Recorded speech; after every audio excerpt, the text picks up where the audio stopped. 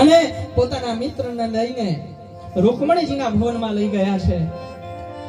રૂકમણીના ભવનમાં જઈને પોતાના મિત્રને દિવ્ય સ્નાન કરાયું છે, વસ્ત્ર અલંકાર ધારણ કરાવ્યા છે, અને જે આસન ઉપર, જે પલંગ ઉપર માતા રૂકમણી આરામ કરે છે તે પલંગ હાથી દાંતથી બનેલો છે, અને સુકુમાર એની ઉપર ગાદલું બિછાવેલું છે, એની ઉપર સુદામાજીને બેસાડે છે. દિવ્ય ભોજન કરાવે છે ભગવાન, અને હવે સુદામાજીને આરામ કરવાનું કહે છે. સુદામાજી એ સુકોમળ ગાદલા ઉપર આરામ ફરમાવી રહ્યા છે. રૂકમણીજી બાજુમાં આવીને ઉભા રહ્યા છે. સુદામા જ્યારે આરામ કરી રહ્યા હોય છે ને, ત્યારે એ પરમેશ્વર, એ ભગવાન શ્રી કૃષ્ણ